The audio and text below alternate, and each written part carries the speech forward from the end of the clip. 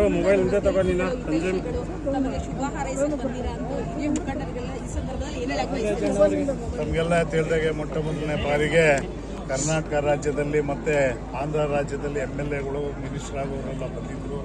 ಸಚಿವರಾದ ರಾಮಲಿಂಗಾರೆಡ್ಡಿ ಅವರ ಒಂದು ಸಮ್ಮುಖದಲ್ಲಿ DK ಸುರೇಶ್ ಅವರ ಒಂದು ಮಾರ್ಗದರ್ಶನದಲ್ಲಿ ಇವತ್ತು ಈ ಒಂದು ಕಾರ್ಯಕ್ರಮವನ್ನು ಹಮ್ಮಿಕೊಳ್ಳಲಾಗಿತ್ತು. ಹಾಗಾಗಿ ಕಳೆದ ಬಾರಿಗಿಂತೂ ಹೆಚ್ಚಿನ ಜನ ಈ ಸರಿ ಬಂದಿದ್ದಾರೆ ಅಂದಮೇಲೆ ನಾವು ಮಾಡ್ತಿರುವಂಥ ಕೆಲಸದ ಮೇಲೆ ನಮ್ಮ ಮೇಲೆ ಒಂದು ವಿಶ್ವಾಸ ಇಟ್ಟು ಬಂದಿದ್ದಾರೆ ಅಂತ ಹೇಳೋಕ್ಕೆ ನಾನು ಇಷ್ಟಪಡ್ತಿದ್ದೀನಿ. ಮೊದಲನೇದಾಗಿ.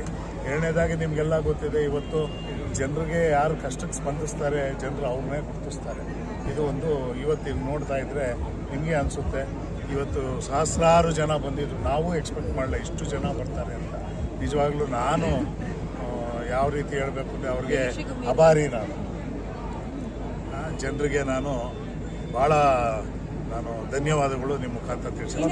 ಫ್ಯೂಚರ್ ಏನಾದರೂ MLAಗೆ ಚಾನ್ಸಸ್ ಇದೆಯಾ? MLAಗೆ ಕಂಟೆಸ್ಟ್ ಮಾಡಲ್ಲ. ಏನೋ DK ಶಿವಕುಮಾರ್ ಅವರು ಆಶ್ವಾಸನೆ ಕೊಟ್ಟಿದ್ದಾರೆ, ಏನೋ ನಾವು ಒಳ್ಳೆಯ ಒಂದು ಇದು ಕೊಡ್ತೀವಿ ಅಂತ. ನೋಡೋಣ, ಭಗವಂತನ ಇಚ್ಛೆ ಅದೆಲ್ಲ. ಅವಕಾಶ ಬಂದರೆ ಖಂಡಿತವಾಗ್ಲೂ ಸ್ವೀಕಾರ ಮಾಡಬೇಕಾಗ್ತದೆ. ದೊಡ್ಡವರ ಮಾರ್ಗದರ್ಶನದಲ್ಲಿ ಅವ್ರು ಏನು ತೀರ್ಪು ಕೊಡ್ತಾರೆ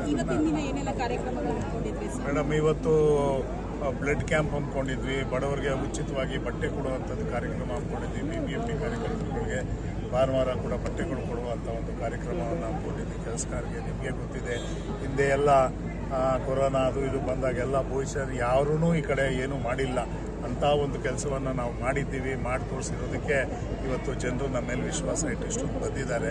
ನಾನು ಕೂಡ ನಿರೀಕ್ಷಿಸಿಲ್ಲ ಎಷ್ಟು ಜನ ಬರ್ತಾರೆ ಅಂತ. ನಿಜವಾಗ್ಲೂ ನನಗೂ ಕೂಡ ಭಾಳ ಸಂತೋಷ ಆಗ್ತಿದೆ. ಹಾಗಾಗಿ ಇನ್ನೂ ಹೆಚ್ಚಿನ ಸೇವೆ ಮಾಡೋದಕ್ಕೆ ಒಂದು ಸ್ಫೂರ್ತಿ ತುಂಬಿದ್ದಾರೆ ಇವತ್ತು ಅಂತ ಹೇಳಕ್ಕೆ ಇಷ್ಟಪಡ್ತೀನಿ. ಸಂಕ್ರಾಂತಿ ಹಬ್ಬದ ಸಮಸ್ತ ಕನ್ನಡಿಗರಿಗೆ ಸಂಕ್ರಾಂತಿ ಹಬ್ಬದ ಆರ್ಥಿಕ ಶುಭಾಶಯಗಳು ಹಾಗೂ ನೂತನ ಸಂವತ್ಸರದ ಶುಭಾಶಯಗಳು. ತಮಗೆಲ್ಲ ಒಳ್ಳೆಯದಾಗಲಿ.